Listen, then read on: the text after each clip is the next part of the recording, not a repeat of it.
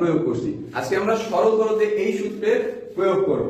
তো এখানে কি বলছে, আচ্ছা এটা দেখে কি মনে হয়, এটা a বুঝায় না, এটা a, এটা b, এটা কি b বুঝায় না?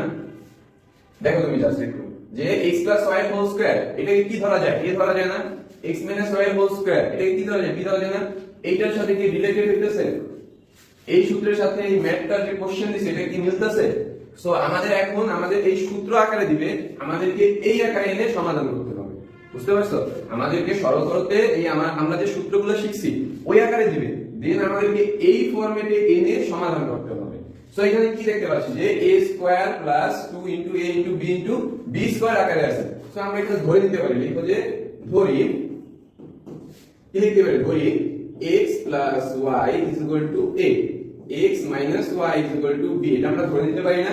এই সূত্রের সাহায্যে আমি এটা ধরে নিছি যে এটাকে আমি a ধরছি, এটাকে আমি b ধরছি।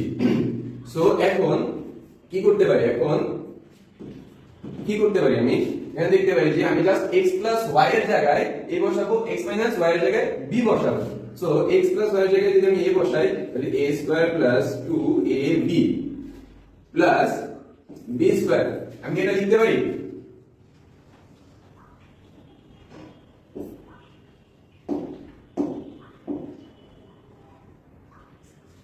আমি এটা লিখতে পারি, হ্যাঁ আমি লিখলাম যে জাস্ট আমি x plus y এর জায়গায় a এর মান বসাইলাম, x minus y এর জায়গায় b এর মান বসাইলাম। তাহলে আমি এটাকে কি লিখতে পারি যে a plus b এর হোল স্কয়ার লিখতে পারি। কারণ কি a square plus 2ab plus b square আমার এই সূত্রে আসছে। তো আমি এইটার সূত্র কি আমি এটা লিখতে পারি, এইটার সূত্র এটা না? সো আমি a plus b এর হোল স্কয়ারের সূত্র লিখতে পারি যে এটা হলো a plus b এর হোল স্কয়ারের সূত্র।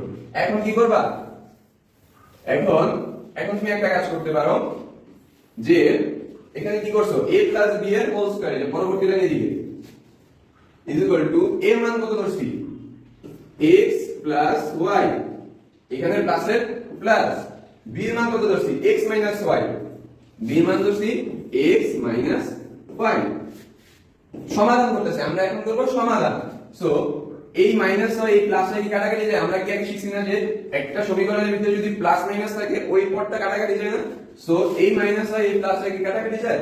সো আমরা এটা কেটে দিলে থাকে কি, আর এখানে হোল স্কয়ার হবে, কারণ এই যে আমরা a এর জায়গায় এর মান বসাইছি, b এর জায়গায় b এর মান বসাইছি, আর হোল স্কয়ারের জায়গায় হোল স্কয়ারই আছে।